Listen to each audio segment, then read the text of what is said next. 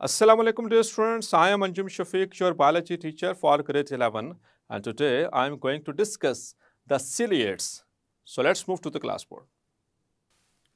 So dear students, we are discussing the major groups of Protista और उसमें हमने start किया था Protozoa,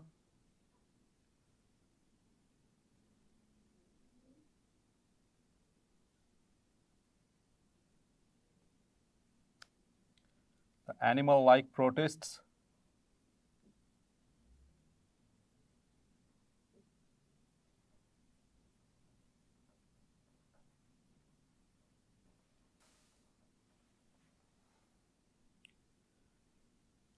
और इसके अंदर हमने 6 इनकी सब ग्रुप्स की हमने बात की थी और उसमें से हम डिस्कस कर चुके हैं the first two. So we have discussed number 1,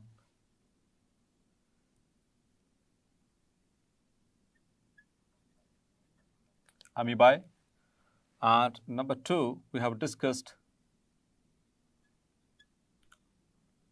zooflagellates. Clear? And now the third one are the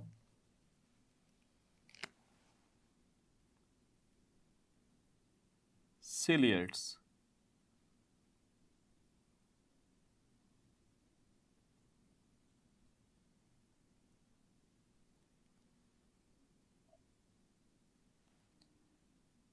So this have been discussed, this also have been discussed. Now the ciliates. तो ज़रा नाम पे गौर कीजिए. ciliates ऐसे organisms जिनके पास क्या मौजूद हैं? cilia. और cilia क्या होते हैं? These are thread-like or hair-like structures which are involved in locomotion. Chapter number 4 में याद होगा. cilia कहाँ से बनते, कहाँ से हैं? They are made from the microtubules. जैसे flagella भी microtubules से बनते हैं, इनकी सबले से. याद आपको basal bodies बनती हैं वहाँ से. centrioles बनते हैं microtubules से. तो उसी तरह से cilias, ठीक है, ciliates. So ciliates का जो locomotion है वो cilia की वजह से, इस वजह से इनको ciliates कहा जाता है. The ciliates have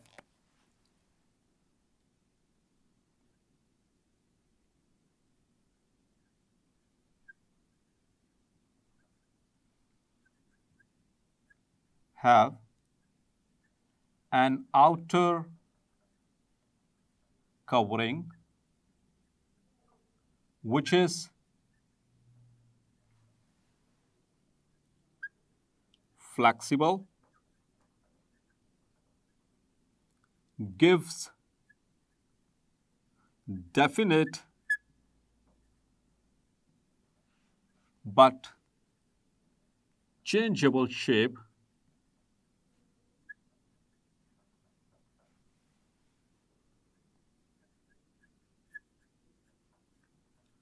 to the organism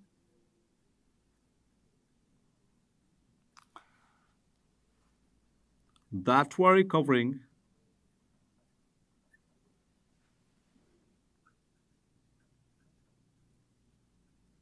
is called pellicle. That is called pellicle. और इसको शॉर्ट क्वेश्चन के लिए मार्क कर ले प्लीज, साथ ये भी मार्क कर लें. What is pellicle? तो सीलिएट्स के ऊपर, इनकी बॉडी के ऊपर एक कवरिंग होती है जो कि फ्लेक्सिबल है, इनको डेफिनेट शेप देती है लेकिन चेंजेबल शेप. ठीक है, मतलब कि चेंज भी कर सकते हैं लेकिन वो डेफिनेट शेप होगी. और ये it is present in the ciliates. They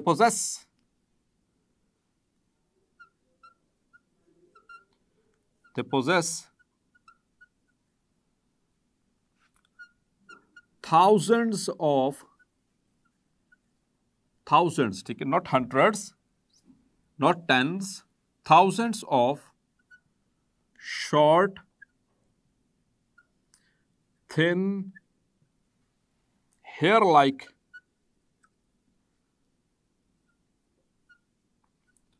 structures called cilia. Clear? That is called as cilia. Singular is cilium, multiple और plural form is cilia. Clear? And the cilia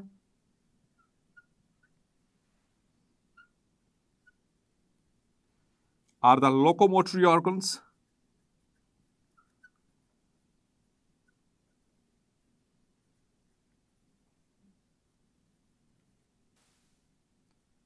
of ciliates, hence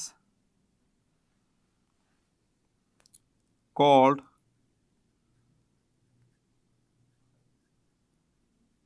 ciliates, जिसकी बिना के ऊपर इनको ciliates कहा जाता है. ठीक है, क्योंकि इनका लोकोमोटरी ऑर्गन जो है वो सीलिया है, तो इस वजह से इनको ciliates कहा जाता है. The cilia move or beat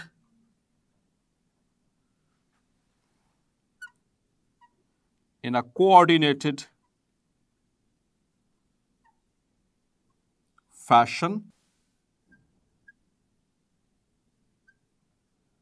in such a way, इस तरह से ये बीट करते हैं, in such a way that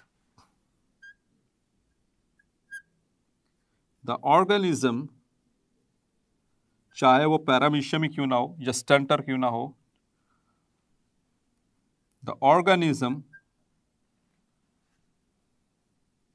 can move forward, वो आगे की तरफ मूव कर सकता है, एंड बैक, और पीछे की तरफ भी आ सकता है, यानी कि रिवर्स गियर, एंड ऑल्सो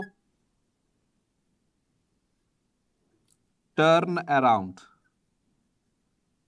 यानी इतनी कोऑर्डिनेटेड होती है, इतनी सिंक्रोनाइज्ड मूवमेंट होती है सीलिया की. जैसे कि इसकी एग्जांपल समझे, जैसे कि एक बोट होती है, बोट उनसे रो वाली बोट, मतलब कि जैसे वो चप्पू होते हैं, तो जब इसको आप चप्पू को ऐसे पीछे की तरफ धकेलते हैं तो जो बोट है वो आगे को मूव करती है. चप्पू जब दोनों साइडों से एक ही बराबर पीछे की तरफ मूव करते हैं तो बोट फॉरवर्ड मूव करती है. और जब आप चप्पू को ऐसे पीछे की तरफ ऐसे करो इस तरह से, तो बोट क्या इस तरह से अगर करोगे तो वो इस तरह से, तो वो पीछे को मूव करेगी. और इसी तरह से जब आपने मुड़ना हो, ठीक है, ऐसे किया था तो आगे को मूव की, ऐसे किया तो पीछे को मूव की. और जब मुड़ना हो तो क्या करते हैं, जिस साइड पे मुड़ना है, लेट्स सपोज कि मैंने राइट साइड पे मुड़ना है, तो क्या होगा कि लेफ्ट साइड के जो रो है वो चप्पू जो है उसको चलाया जाएगा, इस साइड वाले चप्पू को रोक लिया जाएगा, तो क्या होगा, वो ऐसे टर्न अराउंड हो जाएगा, जो कश्ती है वो मोड़ काट लेगी. ठीक है, जो बोट है वो मुड़ जाएगी. जिस साइड पे मुड़ना है उस साइड का जो चप्पू है, उस साइड का जो सीलिया है उसको रोक दिया. अपोजिट साइड वाले को चलाएंगे तो उस साइड पे वो मोड़ काट लेगी. एग्जैक्टली इसी फैशन के अंदर जो पैरामीशियम या जो दूसरे जो सीलिएट्स हैं जो कि फ्रीली मूव कर सकते हैं, उनके अंदर ऐसा ये सीलिया इस तरह से सिंक्रोनाइज्ड वे के अंदर, इतना कोऑर्डिनेटेड वे के अंदर मूव करते हैं कि जो ऑर्गेनिज्म है वो आगे को भी जा सकता है, वो बैक भी आ सकता है, और वो टर्न अराउंड भी कर सकता है, एक ही जगह पे ऐसे घूम भी सकता है. क्लियर? तो ये दो फीचर्स होके दोनों आपने जहन में रखने. और the third feature is they possess, that is water regulation system. Water regulation. So water regulation in ciliates, क्योंकि आमतौर पर जो फ्रेश वाटर में रहते हैं तो पानी इनकी बॉडी के अंदर आने की कोशिश करेगा, तो इनको आता रहेगा और इनको उससे जान छुड़वानी है. ठीक है, so water regulation in ciliates is controlled by controlled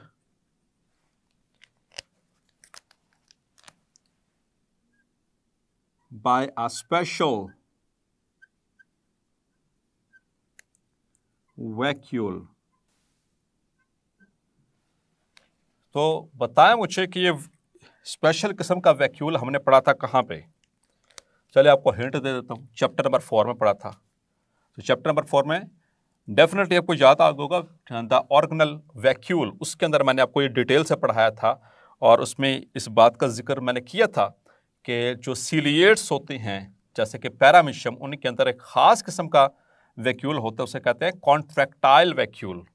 चूँकि ये फ्रेश वाटर में रहते हैं, बॉडी के अंदर पानी मुसलसल आ रहा है and they have to get rid, क्योंकि ये एनिमल सेल्स हैं, तो अगर पानी जमा हो गया तो ये सेल विल बस्ट। तो उससे जो छुटकारा हासिल करने के लिए अल्लाह ताला ने क्या दिया है?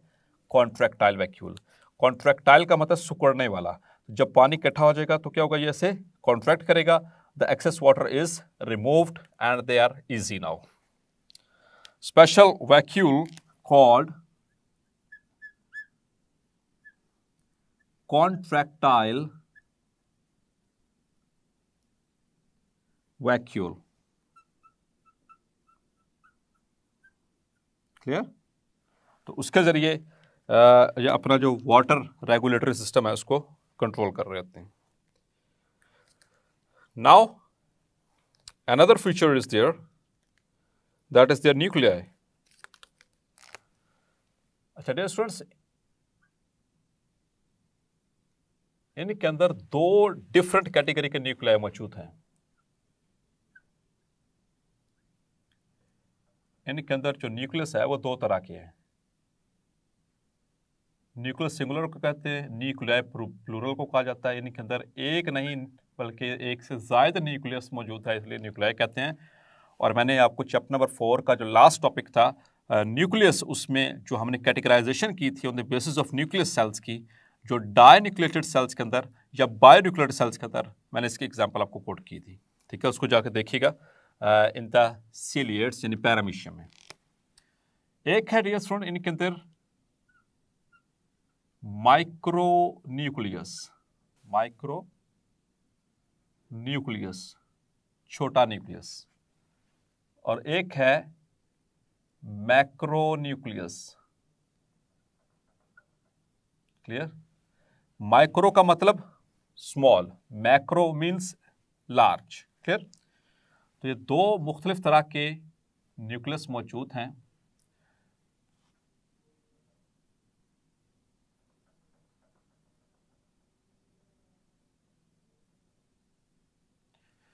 अब इसमें फर्स्ट ऑफ ऑल माइक्रोन्यूक्लियस, इसको देख लें। Micronucleus is diploid. ये क्या होता है? डिप्लॉयड। और मैक्रोन्यूक्लियस इट इज पॉलीप्लॉयड। अच्छा डियर स्टूडेंट्स, मैं पहले बता चुका हूं शायद आपको हैप्लॉयड और डिप्लॉयड में कॉन्सेप्ट। तो जब किसी सेल के अंदर, let's suppose this is a cell और उसका न्यूक्लियस, उसके अंदर सिंगल क्रोमोसोम पड़े हों, अनपेयर्ड हों, एक एक कॉपी हो हर क्रोमोसोम की, तो इसे कहते हैं हैप्लॉयड। क्लियर? Haploid cell. जब किसी सेल के अंदर जो न्यूक्लियस है उसके अंदर पेयर ऑफ क्रोमोसोम हो, जो क्रोमोसोम पेयर की शक्ल में हो, यानी कि एक हर क्रोमोसोम की दो कॉपीज हों, तो इसे क्या कहते हैं? डिप्लॉयड। इसको हम सिंगल एन और इसको हम 2n से जो शो करते हैं। और अगर ऐसा हो, so this diploid pairs. Clear? और अगर ऐसा हो कि न्यूक्लियस के अंदर जो क्रोमोसोम्स हैं उनके अंदर दो से ज्यादा कॉपीज हों, हर क्रोमोसोम की दो से ज्यादा कॉपीज हों, तो उसे कहते हैं पॉलीप्लॉयड। क्लियर? तो ये पॉलीप्लॉयड, जो मैक्रोन्यूक्लियस है दैट इज पॉलीप्लॉयड। अब जो माइक्रोन्यूक्लियस है इट मे बी वन और मोर, एक हो सकता है आमतौर पर, या एक से ज्यादा भी हो सकता है, जबकि macronucleus is one, it is one always, ये हर दफा एक ही होता है। ठीक है, एक ऑर्गेनिज्म के अंदर। माइक्रोन्यूक्लियस, इसका जो फंक्शन है it is involved, it functions in sexual reproduction. ये सेक्सुअल रिप्रोडक्शन में रोल प्ले करेगा, जबकि macronucleus it is involved in metabolism, cell का जो मेटाबॉलिज्म है, चाहे वो कैटाबॉलिज्म हो या एनाबॉलिज्म, उसको कंट्रोल करेगा, एंड ग्रोथ, और उसकी ग्रोथ को साथ में कंट्रोल करेगा, ठीक है, मैक्रोन्यूक्लियस। तो ये तो इनके अंदर हो गया न्यूक्लियाई। अब इसकी जरा डायग्राम बना लें।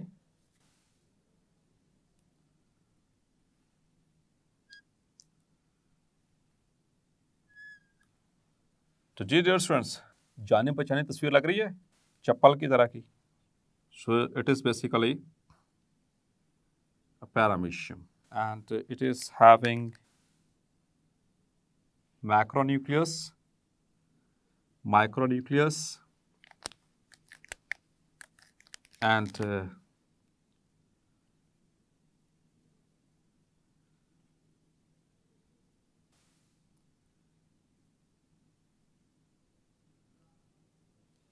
so this is contractile vacuole having radiating canals. This is food vacuole, and here is pellicle. Pink colour की नज़र आ रही है आपको, ये ऊपर पेलिकल है जो फ्लेक्सिबल भी होती है और इसको डेफिनेट चेंजेबल शेप भी प्रोवाइड करेगी, क्लियर। और इसके ऊपर मौजूद हैं thousands of thin hair-like, thread-like structures which are called cilia.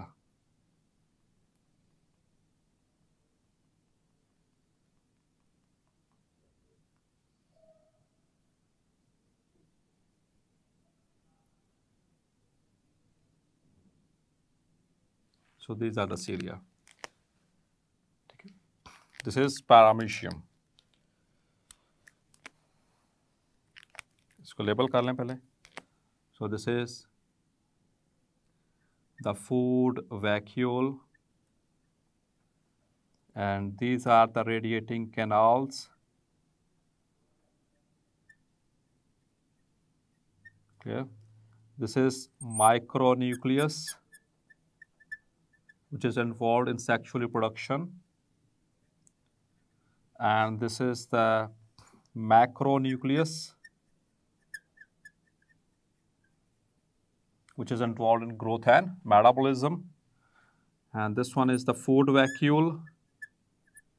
और भी बहुत सारे स्ट्रक्चर्स मौजूद होते हैं, लेकिन that's it.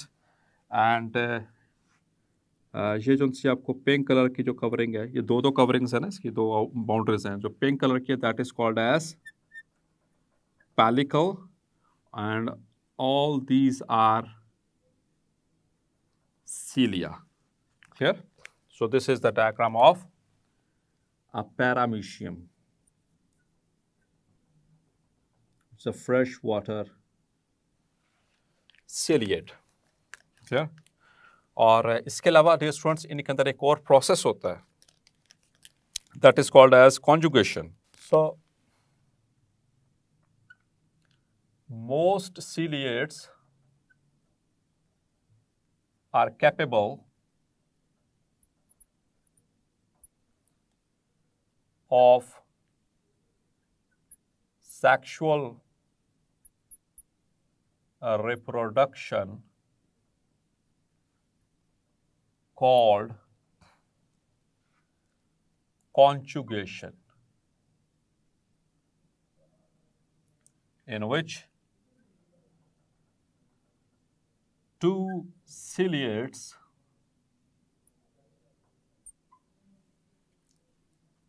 attach with each other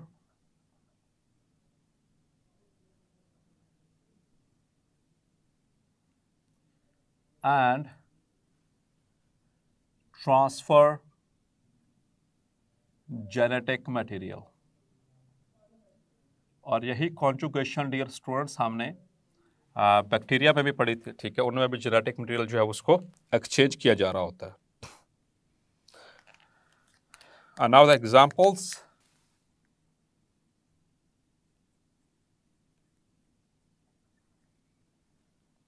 तो एग्जाम्पल्स में एक एग्जाम्पल तो आपको दिखा दी, पैरामीशियम। इसके अलावा एक है इस तरह से,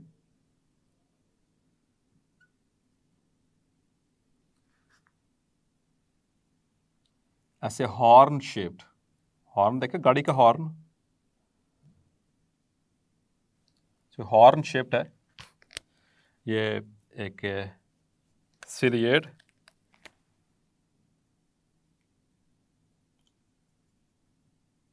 ये इसका माउथ के इर्द गिर्द ये सीलिया। अच्छा डियर स्टूडेंट्स, इनकी जो खुराक है, फूड इनका है, that is the bacteria and tiny प्रोटिस्ट्स। जो छोटे छोटे प्रोटिस्ट्स हैं वो इनकी खुराक बनते हैं। समटाइम्स ऑर्गेनिक मैटर जो है वो भी खुराक बना लेते हैं ये।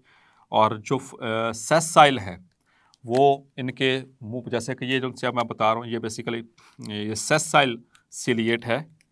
इसका नाम है स्टेंटर, इट इज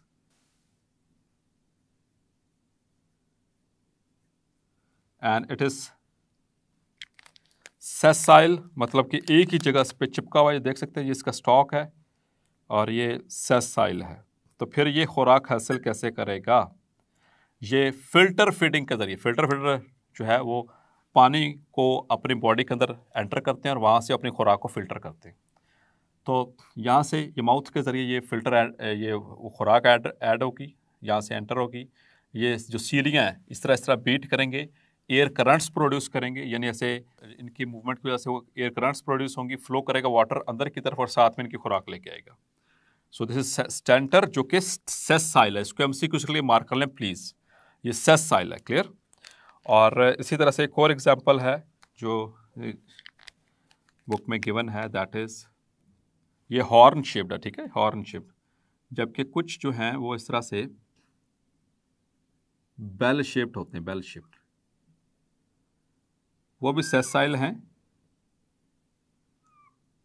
इसकी एग्जांपल भी गिवन है। इसके भी अपर एंड के ऊपर, यहाँ पर माउथ वाली साइड पे, it is covered with cilia. Clear? और ये एक से ज़्यादा जो है वो मौजूद होते हैं and they present like a bouquet, छोटा सा एक बुके की तरह का इनकी अपीयरेंस होती है, इस तरह से लाइक अ कॉलोनियल ऑर्गेनिजम्स, ये इस तरह से साथ साथ रहेंगे। So these are Vorticella, clear? So these are the examples of ciliates which have been given in our book, और ये आपको इसमें होपफुली क्लियर हो गया। सो डियर स्टूडेंट्स, होपफुली आज का लेक्चर भी आपको क्लैरिफाई हो गया होगा। मिलते हैं नेक्स्ट लेक्चर में और डिस्कस करेंगे एक्टिनोपॉड्स एंड फोरामिनिफेरंस। तब तक अपना ख्याल रखिएगा। अल्लाह हाफिज़।